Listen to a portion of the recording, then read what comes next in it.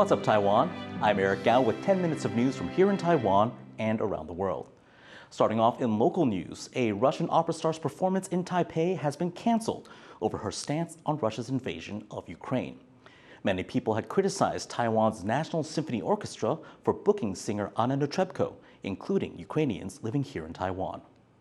其他的国家，欧洲的国家，因为他们知道他以前对俄罗斯所做出的帮助，不让他来他们的国家表演，或者是他要来表演的时候，他的歌手决绝跟他一起合作。一看到他要来台湾，那我们当然会感到痛心。Netrebko was due to perform in Taiwan on March 5th. She was widely criticized for her statements that she posted online last year, where she said that she opposed the war but did not condemn Russian President Vladimir Putin. The National Symphony Orchestra announced the cancellation after Taiwan's Culture Ministry said that the country's position on the Ukraine war had no room for ambiguity. Over in China, the country's aging population is taking a toll on its pension system. Retirees in one province are already feeling the strain, and that's a sign of things to come in the rest of the country. John Van Trieste has more. At 71, Wang Zhanglin should be enjoying his retirement. Instead, he's out working the fields in northern China's harsh winter. Wang works 10 hours a day, sometimes farming, sometimes doing odd jobs, all just to survive. But Wang is far from the only pensioner struggling here, and his wife says the couple are lucky. 我们农村嘛，就说实在的，就是一个人是3亩来地儿，3亩来地儿呢，你那个有条件你可以能种，你没条件你可以包给别人，就我们这村子的，完了人家就种了，就给你点钱。This is Heilongjiang Province in China's far northeast. The flight of heavy industry after market reforms in the 1980s has hollowed out the area's population. A quarter of adult residents are now over 60, and young people who've stayed are often dependent on their aging parents. China's one-child policy may be history, but in this region, financial pressures mean some adults, like this man, aren't having children at all. 就是东北有一个趋势，就是也有一个恶俗吧，就是父母补贴孩子。假如说我现在结婚了，我生了一个孩子，这个孩子可能我付出的精力是50%，但是我父母的付出的精力是80%，金钱也是。For now, China is moving pension funds in from richer provinces. But the country's urban pension fund is forecast to run dry in 2035. Projections show that by that time, China will have 400 million citizens over 60. Analysts say the country needs to raise its retirement age, currently 60 for men and between 50 to 55 for women. That will be unpopular to do, and it will be difficult to do that in a fair and equitable way. But I think that's something that really has to be done.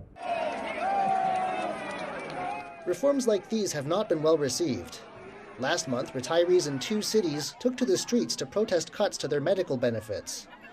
China is not the only country facing demographic woes, but the scale of its population and the size of its economy make its aging crisis stand out. And navigating this issue is likely to be a serious test for the country's ruling Communist Party for decades to come. Alex Chen and John Van Trieste for TaiwanPlus. In the U.S., the House of Representatives has advanced several bills related to Taiwan and China. The House's Financial Services Committee on Tuesday passed 7 bills designed to combat economic threats from Beijing. The bills also offer further support for Taiwan. Measures include sanctions on top Beijing officials if China were to attack Taiwan, support for Taiwan joining the International Monetary Fund, and increased oversight on Chinese financial activity. The bills still require congressional approval before they can take effect. Now, those bills were passed ahead of the House hosting the first ever session of a new committee focused on competition between the U.S. and China. The committee is made up of members from both the Republican and Democratic parties. It's the latest step in years of escalating economic competition between Washington and Beijing. Political tensions have also been rising recently. Last month, the U.S. accused China of flying a spy balloon over its territory. Beijing denies this and says it was a weather balloon that flew off course. The committee's chair is Republican Mike Gallagher, who visited Taiwan last month. He said the committee is focused on the threat posed by China's ruling Communist Party. Meanwhile, the U.S. says it will sanction Chinese companies if Beijing provides lethal aid to Russia.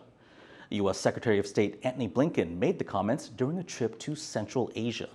His visit was meant to deepen cooperation with allies in the region. Blinken's first stop was in Kazakhstan, where he met the country's president and prime minister. There, he repeated his concerns about China providing military assistance to Russia.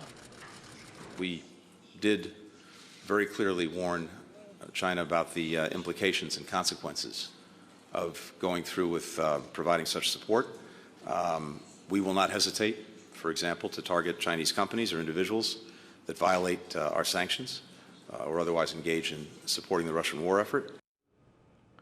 Back in Taiwan, the military on Wednesday reported 25 Chinese warplanes operating near the country within a period of 24 hours. Of that group, 19 fighter jets were spotted breaching Taiwan's Air Defense Identification Zone, or ADIZ. The zone serves as a buffer for security purposes. Chinese planes frequently breach the zone as part of a pressure campaign to wear down Taiwan's forces. So far this year, there have been over 240 incursions from China into Taiwan's ADIZ. A charity foundation in Poland is providing shelter and food for thousands of refugees from Ukraine. They're also sending much-needed provisions across the border into the war zone. Leslie Liao traveled to Warsaw to learn more about the organization and Taiwan's involvement in their work. Now we are trying to go to Kiev. Rafal Tamala checks in on one of his charity's drivers who's transporting supplies through Ukraine. He is the head of Fundacja Rozwoju Regionów based in Warsaw. It's a foundation that shelters Ukrainian refugees and provides them with everything from food to legal assistance. The foundation had humble beginnings, but in just 1 year of operation, it has grown considerably. And suddenly somebody called me and told me, Rafał, we have on the railway station 9 children from Ukraine. It's worth start. Do you have the place in your hostel? And we said yes. And now we have 4,500 children in the camps, in the orphans' houses, at school. Such a vast network requires reliable supply lines. Tamala, an engineer by trade, established a logistical network linking Ukraine and other countries, with his warehouse in Warsaw acting as a central hub. Tamala organized volunteer drivers, and it became so efficient that people send donations into Ukraine through the organization. We have more than 1,500 volunteers. We have friends in Scotland, in France, in Holland, in Finland. On the Ukraine side, we are working, we deliver more than 100 tons. The foundation stores and delivers everything from food to bulletproof vests, wheelchairs, and even pet food for animals left behind in Ukraine by fleeing owners. A Taiwanese flag hangs in the warehouse. It's a recognition of Taiwan's contributions. People from Taiwan bought it for us. They pay for some of the sleeping bags. Tamala often stresses that his organization's success is a joint effort. I'm not alone, I have very often, we have a lot of the people, Yes. Probably you know somebody, your colleagues in the factory, or maybe it's the regisseur of the film or somebody, and people, they're working in the night to help us. Tamala's enthusiasm and energy is infectious. People can't help but feel drawn to him. And during a time of rampant division and chaos, his organization is uniting countries, people, and goods. The goal is to help bring some semblance of peace to those whose lives have been disrupted by the Ukraine war. From Taiwan with love. Leon Lien and Leslie Liao in Warsaw, Poland for TaiwanPlus. Thank you for watching What's Up Taiwan. Remember to download the TaiwanPlus app for more stories from Taiwan and around the world. Finally, enjoy these images of clouds roiling across southern Taiwan's Alishan Mountain. I'm Eric Gao. Take care and see you next time.